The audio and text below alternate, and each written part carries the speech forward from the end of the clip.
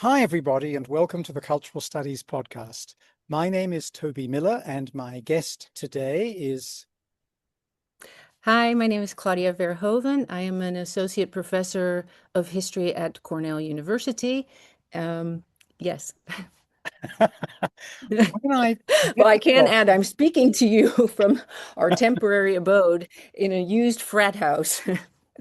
I So, accused the prof of being incarcerated when we met 10 minutes ago for the first time yes, online. But now that I know it's a frat house, I feel as though I can relax. yes. Everything's fine. So, for those outside the United States, uh, I don't know how to explain this. There's a grotesque, hyper masculinist, hegemonic masculinist, but also femininity tradition called Greek, whereby fraternity houses and sorority houses in many major universities and minor ones, public and private, are set up where people live, have sex, get drunk, fall over, commit sexual crimes, and lots of other horrible things go on. And the prof is in one of those places. I am in one of those. Our normal department is under construction, so we are temporarily housed here in a building with terrible acoustics, which always makes me wonder how the frat students lived here. So Well, I think they shout rather than just talk, don't they? Isn't they don't have to that right? shout. Yes, yes. Um, anyway, it's really, really lovely to meet you. I'm a big fan of your Yes, work and I'm really appreciative of your thank coming you. along today. I have a stereotypical question which has been fielded by over 900 guests, and it's Okay. this. Please share with the group, as we say in therapy, what's currently dynamizing, preoccupying, impeding, interesting you. What's going on? Okay. Okay. So I think what's on my mind, but it seems on everybody's mind is AI, and I'm very worried about it. But specifically with respect to the impact it's having on students, the university, also my own children, and myself, and the way that our current media culture is in fact impeding our ability to read. So I think we read less well. I read less well and less frequently. So my real wish is to take the summer, and I feel that I actively need to take steps now to start reading literature and more difficult text because it's so easy to slide into just the kind of tidbits that we consume every day. And I wish that yes, I wish the university would take stronger measures to counteract the current trend. So that's what's going on. And then relatedly, I think that because I recently, for the first time, taught the history of terrorism again, which I hadn't done in years because I really moved away from it. And I was unprepared for how much had shifted really in the last ten years or so, and how much that affected the narrative of the history of terrorism and the kind of new forms of violence that we see emerging right now, including anti-corporate or anti-tech violence. So that is to me a more interesting aspect of it when I'm not, depressed about the matter. So, I really appreciate you're talking about the effect on not just students and the university and professors, but yourself and your children, particularly yourself. Because when people get worried about things like artificial intelligence, it's often yeah, what's sometimes called the third person effect. In other words, it's not about you, it's not about me, it's about every other bastard. Right? yeah, Because you're yeah, saying it's actually having an impact on you as a scholar, as an intellectual, as a pedagogue, in terms of yeah. focusing on the written word. Have I got that right?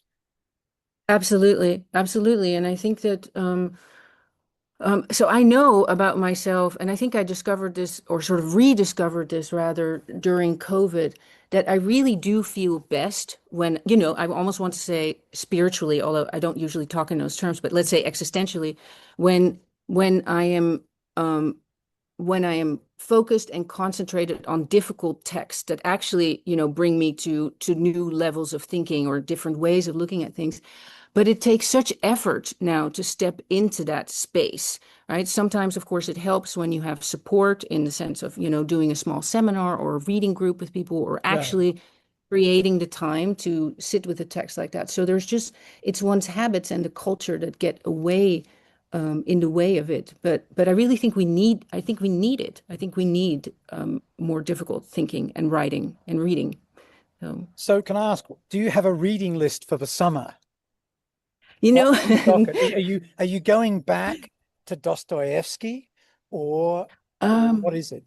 That's funny because I was thinking about Dostoevsky just the other day. No, I did actually start reading or actually rereading or even listening to Lolita, which, I'm sure had looked at ages ago, but not recently. And I mean, it's so problematic, but I also find it like very like hilarious.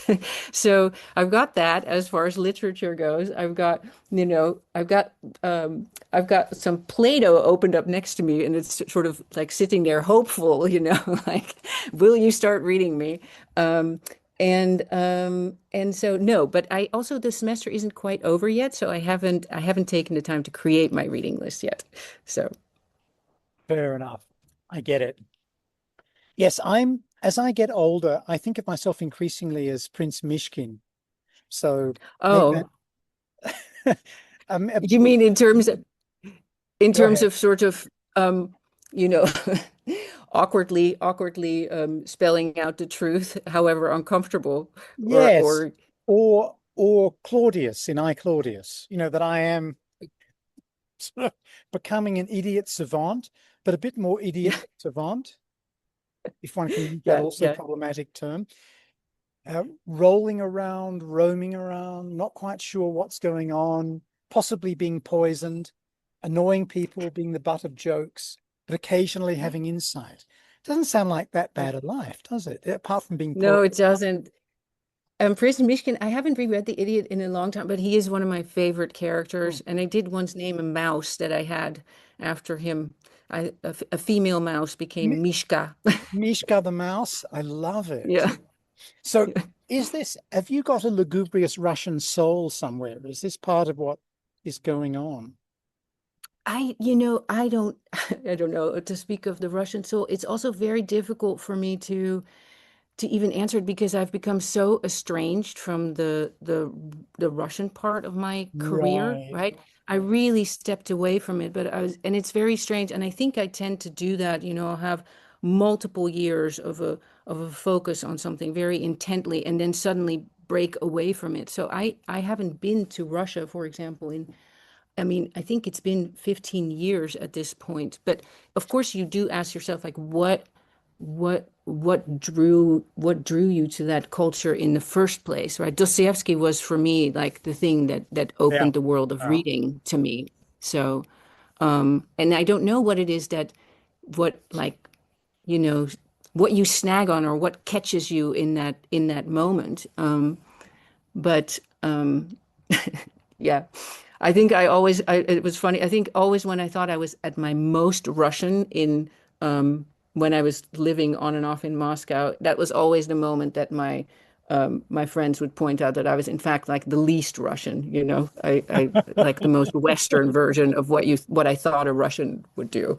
So I even once I was wearing what I thought was like a very Russian sort of nihilist dress, right? But of course, that doesn't make sense in the 2000s to show up in a dress from the 1860s and think that you fit in. So, yeah,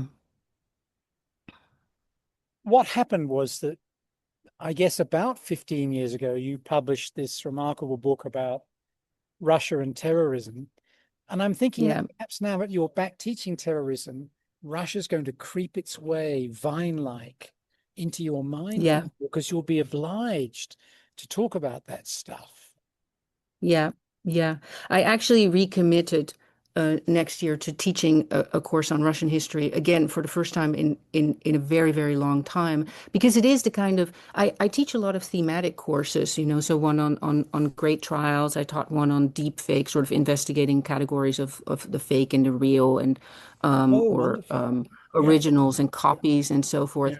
And so I do always have one or two lectures on Russia in there. And whenever I do them, I immediately think like, why aren't I doing this more often? I love this stuff, right? It comes very naturally to me.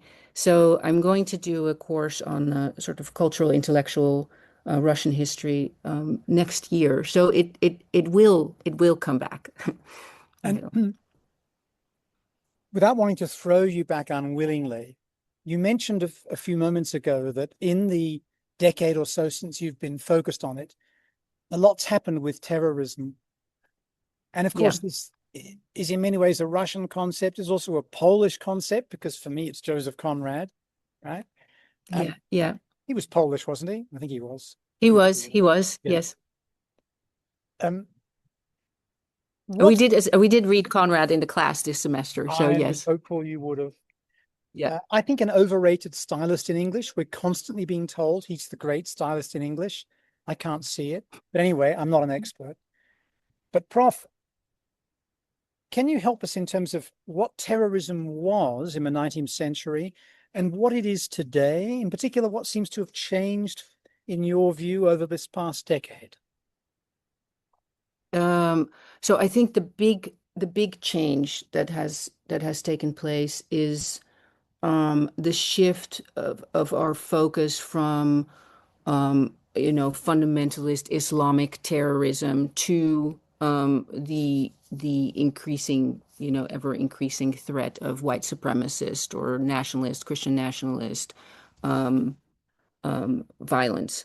And and I think that the sort of the rethinking of what we used to consider singular lone wolf episodes. I don't know, I'm thinking about Timothy McVeigh's the Oklahoma City bombing, or the bombing attacks by Ted Kaczynski, the Unabomber. Even certain school shootings, right? Like the Columbine school shooting in 1991, all these that seem to be about malcontents or people who were somehow mentally challenged or maladapted somehow. And that in fact, when you start digging, first of all, there tend to be some well, first of all, some commonalities, and not just with U.S. cases, right? It's a sort of an emergent global ideological trend that tends towards the racialist or the nationalist or the Right. anti-multicultural and so forth. And so it starts to feel much more like a kind of transhistorical cellular network, right? With these, I mean, the same way, in fact, that we were thinking about Al Qaeda and ISIS, right, where you might have a kind of parent organization, but you essentially have a franchise model of the modules or people who sort of, Right. Right. yeah. So I think that's one thing, and then, but I think also increasingly that the some of the recent assassinations that have taken place in the United States, I don't know that I would characterize them as terrorism, but I do see them as a sort of a recurrence of the kind of assassinations that we also saw much earlier in the 19th century. There's a term that people don't use much now, political violence. And Yeah. it's always been there in the United States, along with assassination, along with terrorism. And of course, the other problem here is, what is state terrorism? It's- Yeah. That's as big a thing as the notion of either the lone wolf or what you were calling the franchise Yeah. system, or Yeah. any kind of cell or whatever it might be. State terrorism, Yeah. which you get in Imperial Russia, in Marxist, so-called Marxist-Leninist Russia, or certainly Stalinist Russia, Nazi Germany, the British Empire, right? Yeah. Yeah. That state terrorism, and that's always there. And it's pour encourager les autres, although in that case that was about your own soldiers or sailors. But it's there to make an example. Capital punishment, in the view of many of Yeah. us, state terrorism. Mm, And it's the way of incarnating at a material, violent level the Weberian claim that the defining characteristic of the state is the monopoly on legitimate violence. yeah. So I'm fascinated by that too.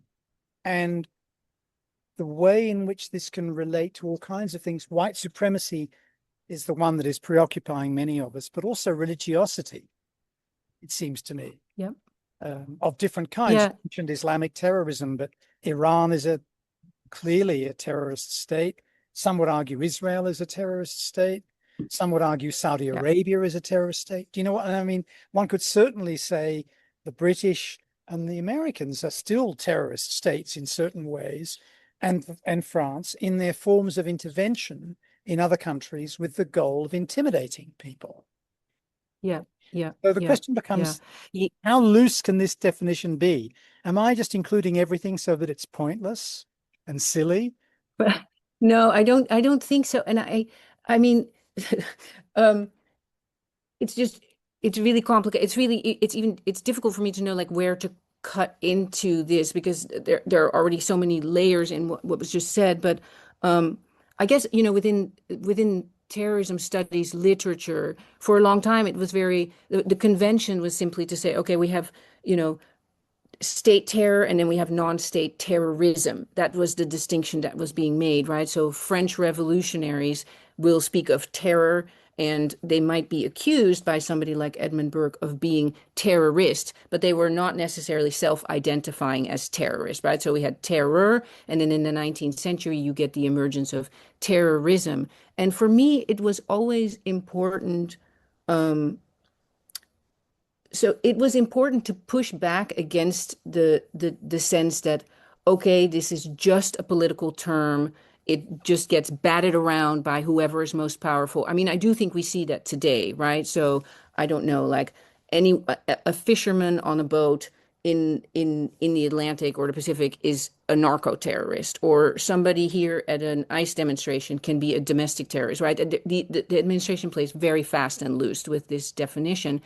But I didn't want to say it was only a political tool because I think that if you look at it historically, in the 19th century, a lot of these revolutionaries did self-identify as terrorists, right? And they did have a sort of a worked out political ideology that was rooted in what they said was terrorism. So that's why I always wanted to maintain a distinction. However, again, this maybe comes with the recent rethinking. I am increasingly convinced that it's not possible to teach this history without taking into account some of the forms of state terror that you now mention, right? And so, for example, I think this was the first time that I taught the course where I had um, a lecture on the Mau Mau in Kenya Ah, and the violence of the British, right? So I do think increasingly like you really can't take these two, the state terror and non-state terrorism. You know, you have to bring them together into one narrative. I mean, that has already started happening or for a few years, I think in sort of like Martin Miller, his most recent wrote a textbook maybe, I don't know, several years ago that did try to integrate both sides, which the previous literature hadn't done. yeah. Now, you've got a new book out, Yeah, and I've been lucky enough to have the chance to read it. Apart from anything else, it's beautifully written, although thank you. it's certainly not about beautiful things. No. Love and terror, that word again. But I wanted to ask you about a particular, very, again, personal moment, a fragment in it to begin with, Hmm.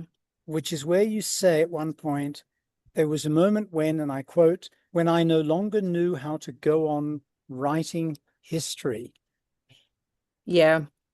This is a big thing to say. Can you tell us what that involved? Was that a crisis of conscience of some kind? What was it about? I no longer knew how to go on writing history. Yeah, it's so it actually was a long time ago. It was when I was writing my dissertation, and it's even maybe a slightly funny way to put it because I'm not sure that at that point I had ever really known how to write history properly, right? I mean, I had an undergraduate degree in philosophy and switching disciplines and learning how to be a proper historian really took me a while. But I did sort of have the hang of it after a while. But it essentially happened after I went into the archives and then and I was quite I had a sort of manic phase when I started writing. You know, I was writing up all night, writing multiple chapters at one. It was very inspired writing and maybe a little crazy. And then I came back and I had to turn it into an actual product that people would read. And that um I think it was a I mean, it was an intellectual, maybe it had to do with the fact that that moment in the early 2000s, I mean, if I see it now from afar, I think it was the moment when the historical discipline started sort of switching from discourse analysis to more of a focus on material culture. And I was very um, frustrated, I think, in the 90s with the way that the historical sort of after the linguistic turn, after, the cultural turn and so forth, that all historians seemed to be doing at that moment was analyzing discourse. We were always only analyzing representations, and we couldn't get to anything quote unquote real underneath. And so I started sort of Rachel. borrowing from wherever to try to Yeah. get at something, and it just fell apart, right? So I didn't know I could like I, it's a sorry, maybe it's a long answer because I don't, it's a difficult question, but um I didn't know how to write the the history that would be acceptable, but I wanted to do something else, but it wasn't allowed or something. Yeah, I don't know if I can get at it in a better No, way. no, that's great. Thank you. So let's get on to I was going to say meat of the book, but as a vegetarian, maybe I should say the broccoli of the book, um, Yeah. which is, you say at one point, it's not a story or the story, it's a history of what are now called the Manson murders.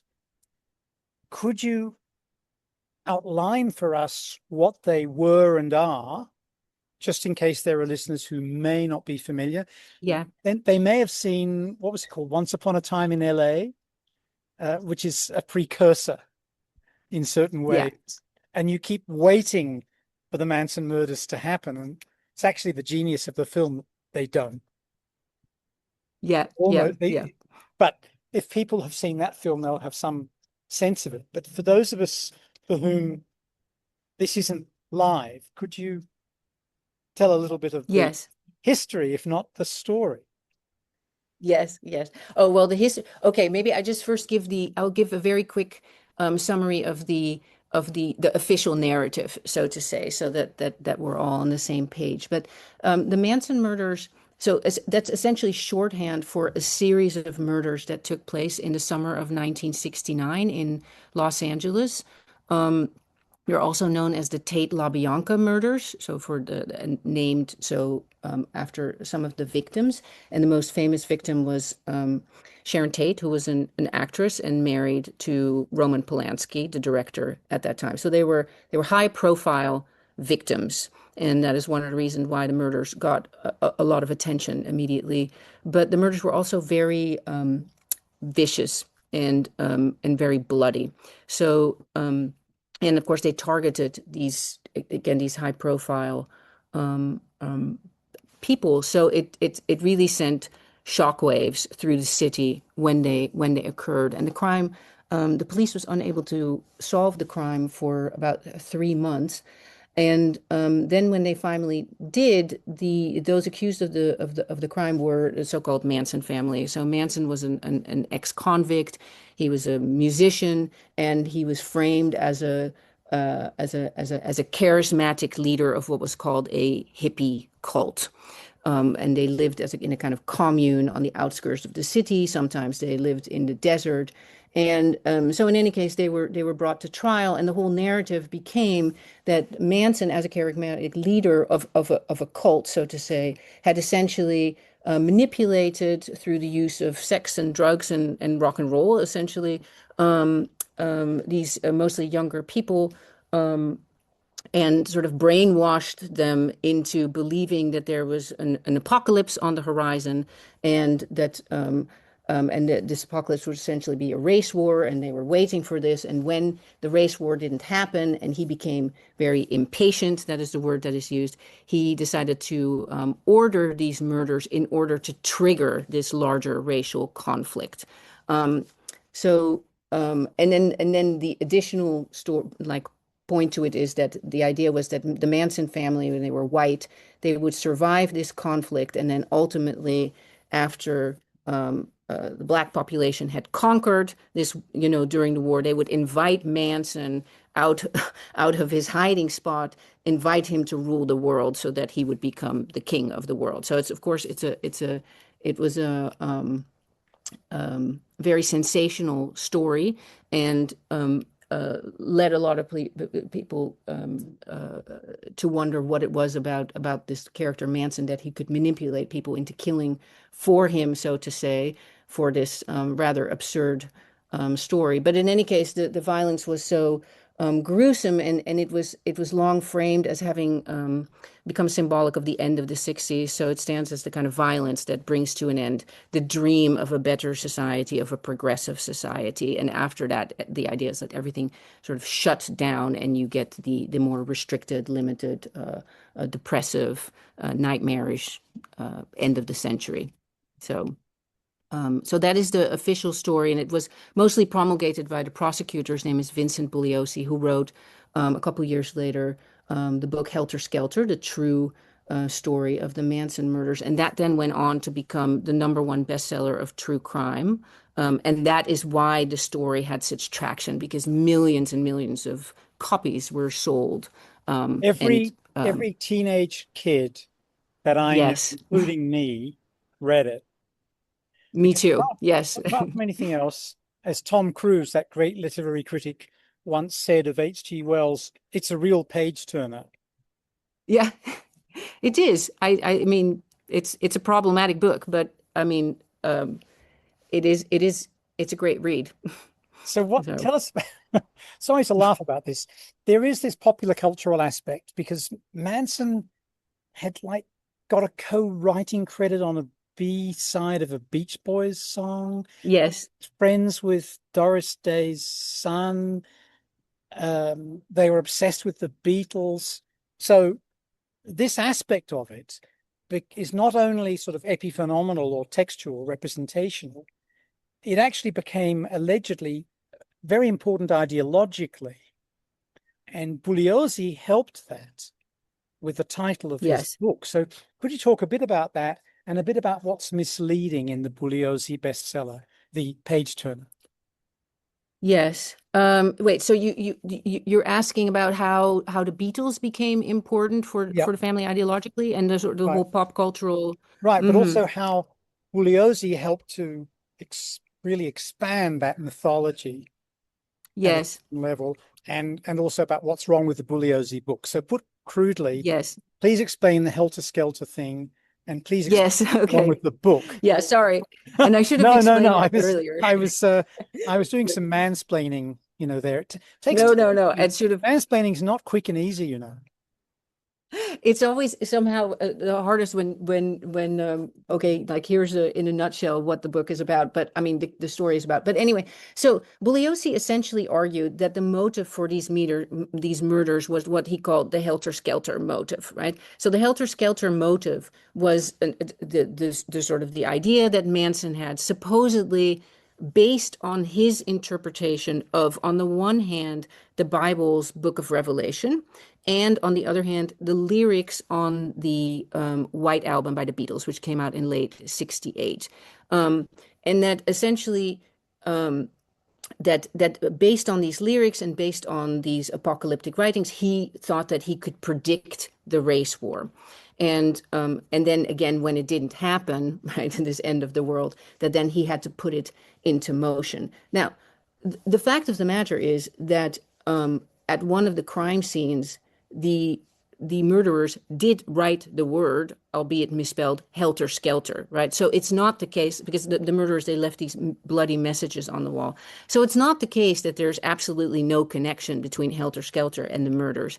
On the other hand, there were and remain many different narratives and ideas about why these murders really took place, right? This is a very contested narrative, and it's very clear. Like, even Bugliosi and his co-prosecutor disagreed at some point, and Bugliosi just really pushed this helter-skelter narrative. and he did in court and then again in this best-selling book. And it really took 20, 30, 40 years for people to start pushing back against this, right? So it's now only really the last 10 years that in the public sphere, which is say mostly on the internet, where there's this unofficial category of helter skeptics. So these are people interested in the Manson case, like amateur historians and sleuths and so forth. And they've done an incredible amount of research, and they have really tried to deconstruct this helter-skelter narrative and sort of expose that there were other reasons for the murders.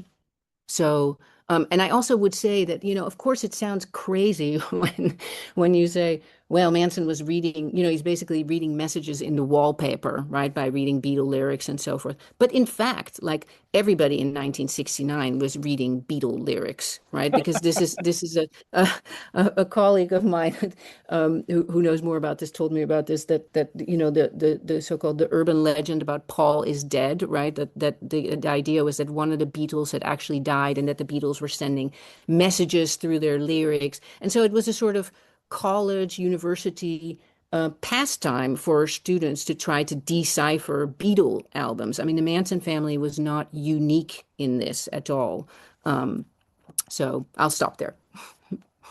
Now, you've mentioned this notion of the loss of innocence. The United States bourgeois media are forever declaring a moment of loss of innocence, instead Yeah. of understanding that there was this thing called dispossession of indigenous people and slavery, and there is no innocence after those, and there was no innocence before it. Not wishing to sound too Catholic here, of course. But there's another incident around that time that you write about extensively in the book, and which Yeah. dominated US political culture of the time, which is the American war in Vietnam Yeah. and a particular incident. I wonder if you could talk about that incident and controversy surrounding it and how that fits into your reconfiguration of the Manson murders. Yes. Yeah. Okay. Great. Um, so the book, in fact, ends with a chapter on it's a kind of comparative history of the Manson murders and the My Lai massacre, which the My Lai massacre took place in March of 1968. But and it was a kind of search and destroy mission where American soldiers went into a Vietnamese village and expected to engage the enemy or have to battle the Viet Cong, and it turned out that that was false information, or that the Viet Cong had already withdrawn. In any case, they did not encounter the enemy there, but they proceeded to massacre the villagers, and the numbers there are contested, but it's up to several hundred who were murdered, mostly older men and women, and children and babies. So this event took place, but it was covered up, and it wasn't unearthed, famously by Seymour Hersh, until November of 1969. So basically, what that means is that the Manson murders took place in August of 1969. Then the excavation of the or the news of the My Lai massacre came in November, and then about a week later, the Manson family was introduced to the American public. So these two stories start to intertwine, and one of the interesting things about it is that there were just a lot of commonalities, both in terms of the kind of violence that took place and how vicious it was, and but also more problematically that quote unquote average Americans had so willingly participated in massacring innocent people, right? So of course in the My Lai case you have these young American male soldiers. And in the Manson cases, I mean, one of the principal murderers, so to say, he wasn't in the first trial, so he's not as visible in the media representation. So the focus tended to be on the women, right? So you had these American women from indeed bourgeois families who now had participated very willingly in these in this violence, and then the story also, there were a lot of similar, like, details that were similar in the cases, but also very importantly is that in both cases the story became that they had done it because they were carrying out the orders of someone higher. In the Manson family it would have been Manson, or otherwise in the army, a higher up in the army. And so it raised all kinds of questions about, responsibility and accountability and who can be held liable and so forth.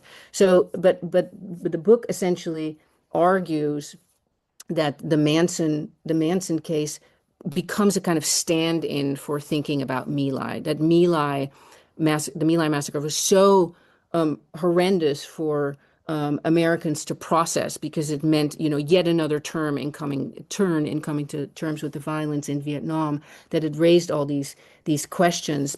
And there is a very cacophonous debate about My Lai at the time, but then it sort of gets like it becomes more and more muted, and the Manson case sort of shifts into place and covers over that story. But I think what's interesting, because what you just said, that there's this kind of myth of innocence about American history, or the 60s as innocent, and then things turn bad, or early, or today, right? Make America great again, and so forth.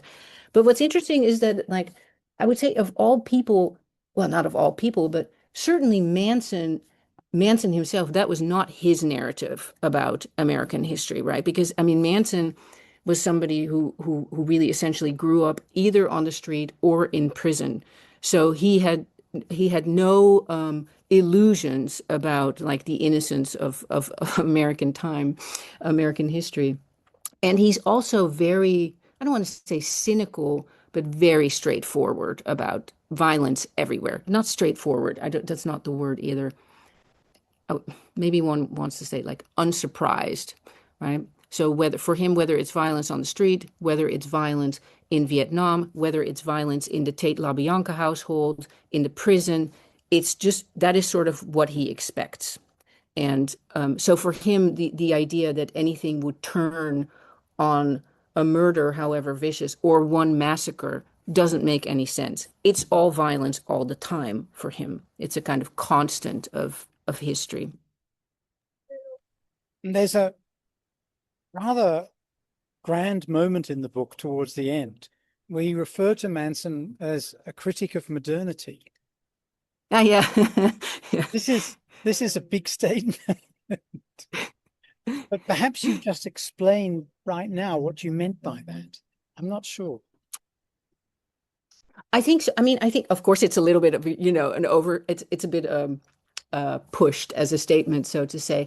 But yeah, I think that Manson just did not, he's dead, of course, did not buy what we would think of as a kind of, I don't know, bourgeois, liberal, progressive narrative about history. He doesn't believe necessarily in scientific progress, technological progress, doesn't believe in Enlightenment reason or even law, right? Because he's always sort of looking at it from the bottom up.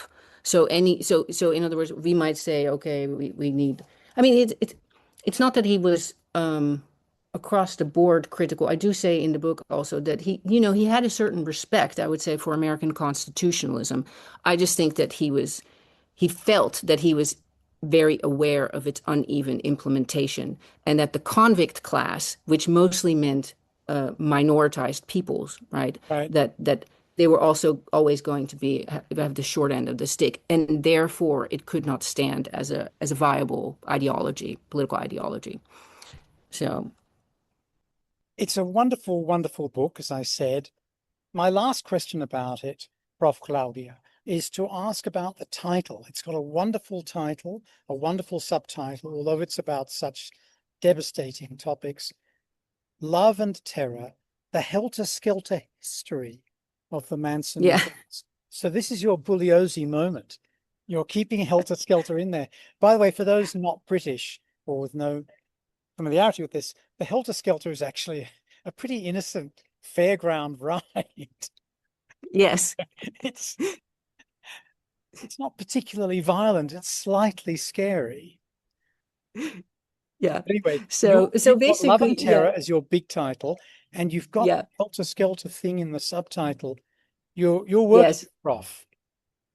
Yes. Okay. So first of all, I mean, of course, the title is always so difficult, right? For a long time, I really just always called it the Manson Project for a long time, and I thought I'll just go with that, but that's not what it became. So Love and Terror for me, I mean, it refers to the fact it has there are multiple reasons for it. One is that when the Manson family was originally caught, there was a famous cover story in Life magazine where they were called the Love and Terror Cult, right? So it does refer to that.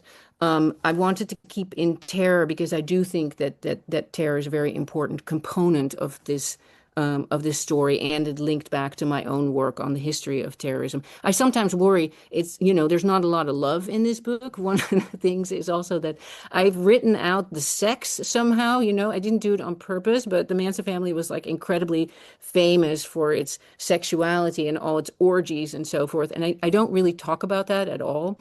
But I do think that the love, it is important to me in some sense because I wanted it to be understood why Manson or the family as a group was attractive to people, like why they wanted to be in that assemblage, so to say. And if it's always only ridiculed or judged or so forth, then we can't understand why people would make the kinds of moves that they did anyway.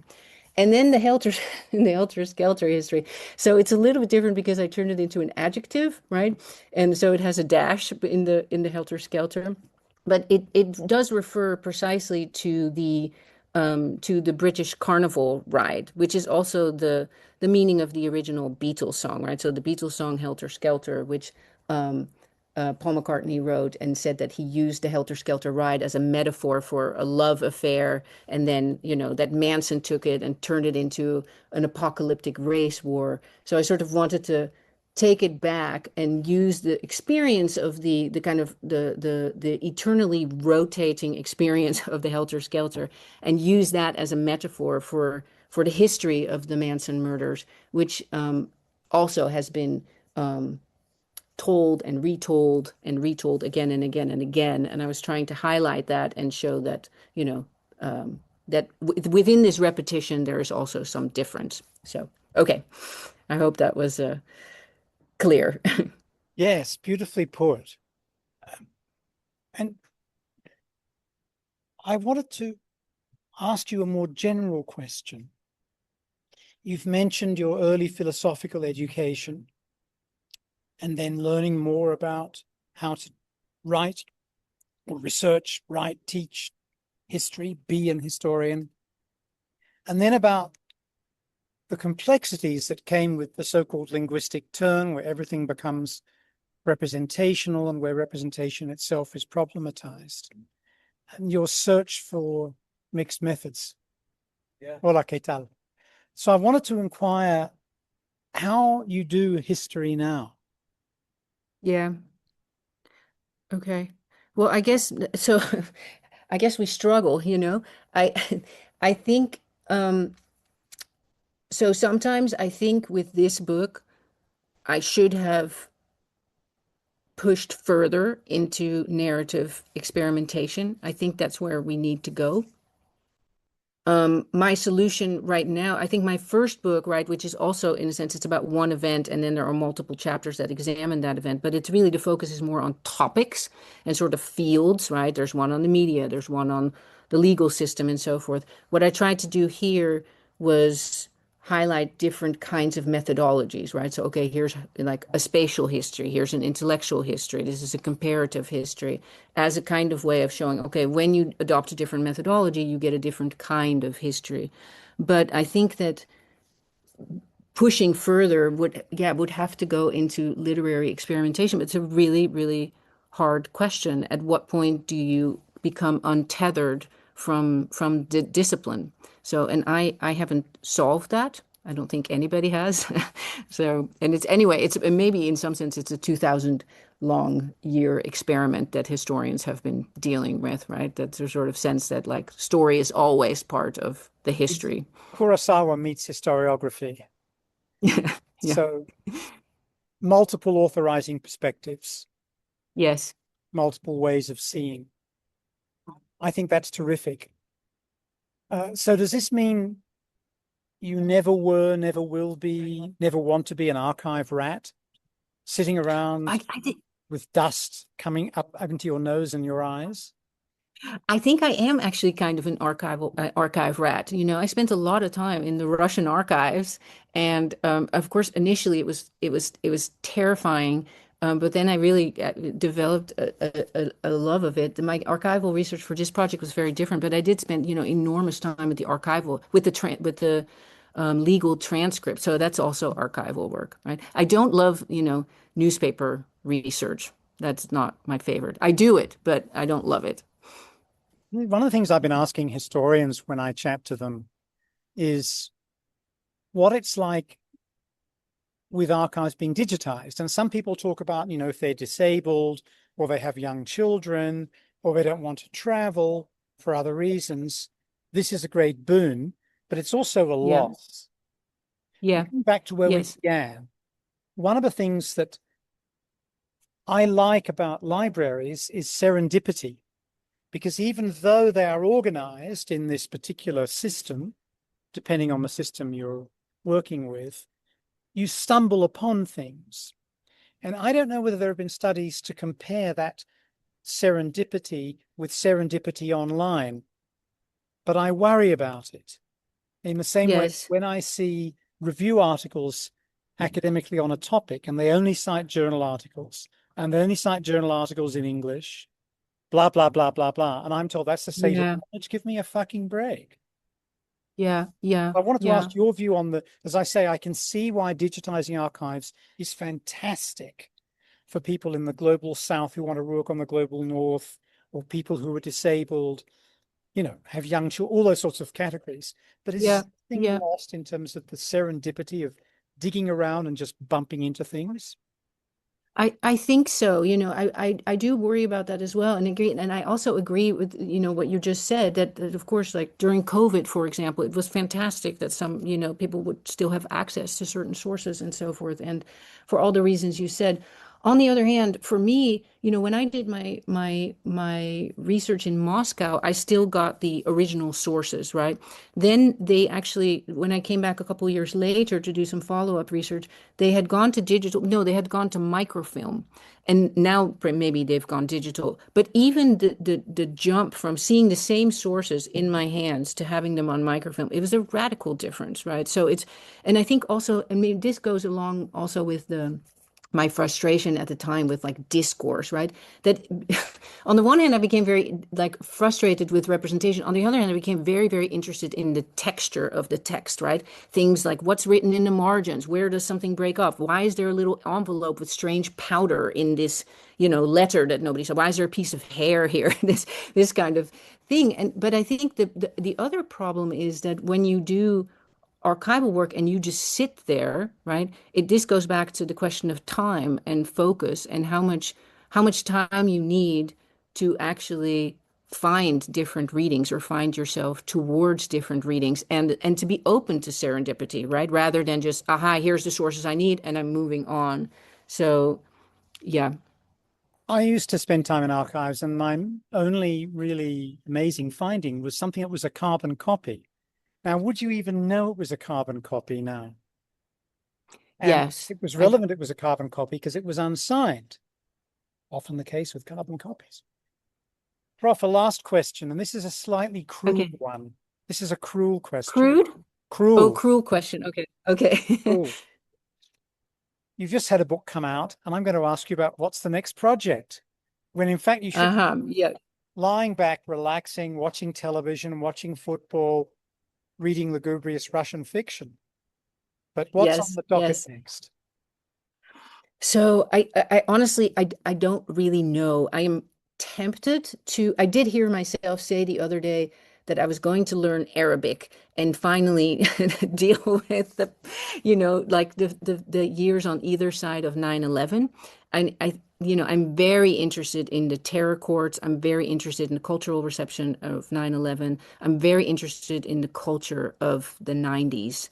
And and that sort of post-historical moment and the kind of the resurgence of the event. I mean, the staging of 9/11 as the return of the event. So I don't know what that means really, but I seem to be moving towards that. So Thank you so much, Prof. Claudia Verhoeven, thank you. spending your time with us today. It's been exciting.